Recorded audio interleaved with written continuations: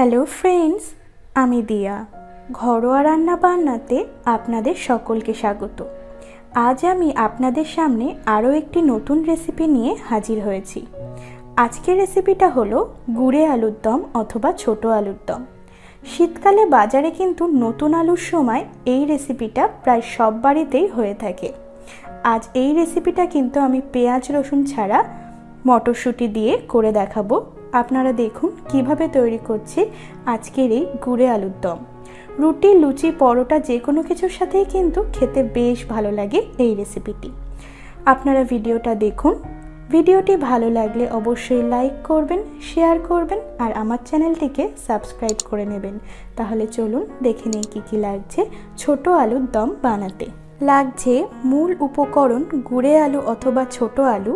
এটাকে আমি আগে থেকে একটু প্রেসার কুকারে 3-4টে সিটি দিয়ে সিদ্ধ করে নিয়েছি। 400 গ্রাম পরিমাণে আছে। একটা টমেটো বাটা, 1 চা চামচ আদা বাটা, 1 মুঠো কড়াইশুঁটি, 4টে কাঁচা লঙ্কা, 1 চা চামচ হলুদ গুঁড়ো, 1/2 চা চামচ শুকনো লঙ্কার গুঁড়ো, 1 চা চামচ জিরে গুঁড়ো, 1/3 চা চামচ গরম মশলার গুঁড়ো, 1/4 চা চামচ হিং, লবণ স্বাদ অনুযায়ী, 1/2 চা চামচ চিনি। ফোড়নের জন্য লাগছে 2টো তেজপাতা, 1টা শুকনো লঙ্কা এবং 1/2 চা চামচ গোটা জিরে। লাগছে 3 টেবিল চামচ পরিমাণ ধনেপাতা কুচি আর লাগছে 2 টেবিল চামচ সর্ষের তেল। এই কয়টি উপকরণ দিয়ে তৈরি করে দেখাবো আজকের রেসিপি ছোট আলুর দম। সবার প্রথমে আমি কড়াইতে সর্ষের তেল দিয়ে দিচ্ছি। 2 টেবিল চামচ পরিমাণ সর্ষের তেল দিয়ে দিলাম। তেলটা গরম হওয়া অবধি অপেক্ষা করছি। তেলটা গরম হয়ে গিয়েছে, এবারে আমি এতে ফোড়ন দিয়ে দিচ্ছি তেজপাতা, শুকনো লঙ্কা এবং গোটা জিরে। ফোড়নটাকে একটু আমি তেলে নাড়িয়ে চাড়িয়ে নিচ্ছি। এবারে আমি এতে দিয়ে দিচ্ছি আগে থেকে সিদ্ধ করে রাখা গুঁড়ে আলু দিয়ে দিলাম। এই সময় খুব সামান্য পরিমাণ একটু লবণ দিয়ে দিচ্ছি এবং আলুটাকে খুব ভালোভাবে একটু লালচে করে ভেজে নিচ্ছি। মোটামুটি 3-4 মিনিট মতো সময় ধরে আমি আলুটাকে ভেজে নিয়েছি আর দেখুন আলুটা কিন্তু খুব ভালো মতো ভাজা হয়ে গিয়েছে। এবারে আমি এতে দিয়ে দেব আদা বাটা। দিয়ে দিচ্ছি 1 চা চামচ পরিমাণ আদা বাটা দিয়ে দিলাম। দিয়ে দেব টমেটো বাটা। খুব ভালোভাবে আদা বাটা এবং টমেটো বাটাটা তেলের সঙ্গে ভেজে নিতে হবে, তাতে করে যে কাঁচা গন্ধটা থাকে সেটা চলে যাবে।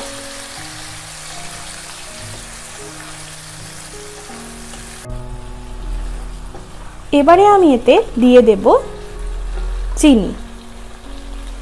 আপনারা কিন্তু না চাইলে চিনিটা নাও দিতে পারেন। ভালোভাবে একবার মিশিয়ে নিচ্ছি। এবারে আমি গুঁড়ো মশলাগুলো একে একে দিয়ে দেব। সবার প্রথমে দিচ্ছি হলুদ গুঁড়ো, দিয়ে দেব লঙ্কার গুঁড়ো, দেব জিরে গুঁড়ো আর দেব হিং।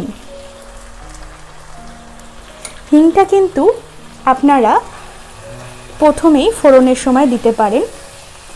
খুব ভালোভাবে মিশিয়ে নিচ্ছি। এই পর্যায়ে একটু জল দেব, তাতে করে মশলাটা আর পুড়ে যাবে না। দিয়ে দিলাম 2 টেবিল চামচ পরিমাণ মতো জল। এবারে আমি খুব ভালোভাবে সব কিছুকে কষিয়ে নেব।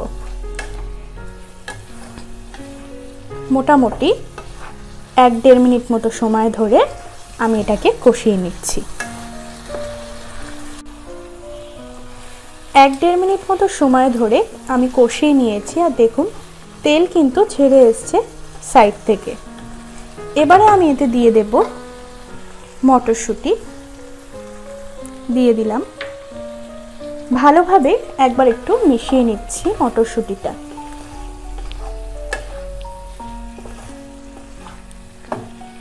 দিয়ে দিলাম। এবারে আমি এতে দিয়ে দেব জল, 1 কাপ পরিমাণ মতো জল দিলাম। যেহেতু জল দিয়েছি, এবারে আমি লবণটা দেব। আগে আলু ভাজার সময় লবণ দিয়েছিলাম, সেইটা বুঝে লবণটা দিলাম। আর দিয়ে দেব কাঁচা লঙ্কা। ভালোভাবে লবণ এবং কাঁচা লঙ্কাটা আলুর দমের সাথে মিশিয়ে নেব।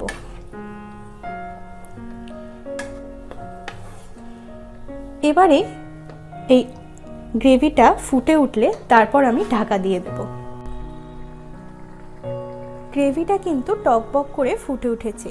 এবারে আমি কড়াইয়ের ঢাকা দিয়ে দিচ্ছি এবং এই সময় গ্যাসের ফ্লেম মিডিয়ামে রেখে 5-6 মিনিটের জন্য রান্না করে নিচ্ছি। ফিরে আসছি 5-6 মিনিট পর। ফিরে এলাম 6 মিনিট পর। এবারে আমি কড়াইয়ের ঢাকাটা খুলে দিচ্ছি। দেখুন, গ্রেভিটা কিন্তু অনেকটাই টেনে গিয়েছে আর ঘন হয়ে গিয়েছে। এবারে আমি এতে দিয়ে দেব গরম মশলার গুঁড়ো। দিয়ে দিচ্ছি গরম মশলার গুঁড়ো, আর দেব ধনেপাতা কুচি। দিয়ে দিলাম। এবারে ভালো করে একটু গরম মশলা আর ধনেপাতা কুচিটা আলুর দমের সাথে মিশিয়ে নিচ্ছি। মিশিয়ে নিলাম। এবারে এটাকে এইভাবে আরও কয়েক সেকেন্ড একটু রান্না করে নিচ্ছি, তবে কড়াইয়ের ঢাকা চাপা দিয়ে। তাতে পরে গরম মশলা এবং ধনেপাতার ফ্লেভারটা আলুর দমের মধ্যে ঢুকে যাবে। কয়েক সেকেন্ড ঢাকা দিয়ে রান্না করার পর আমি ঢাকাটা খুলে দিচ্ছি। তৈরি হয়ে গিয়েছে আমাদের আজকের রেসিপি ছোট আলুর দম অথবা গুঁড়ে আলুর দম। আপনারা যদি গ্রেভিটা আরেকটু ঘন চান, আরেকটু ফুটিয়ে নিতে পারেন। এবারে আমি গ্যাস অফ করে দিচ্ছি এবং এটাকে গরম গরম পরিবেশন করছি। গরম গরম গুঁড়ে আলুর দম অথবা ছোট আলুর দম আমি পরিবেশন করে দিয়েছি। আপনারা দেখলেন কিভাবে সহজ পদ্ধতিতে তৈরি করে দেখালাম আজকের এই আলুর দমের রেসিপি। অবশ্যই বাড়িতে এই রেসিপিটি ট্রাই করবেন, আর কেমন হয়েছে সেটা কমেন্টের মাধ্যমে আমাকে জানাবেন।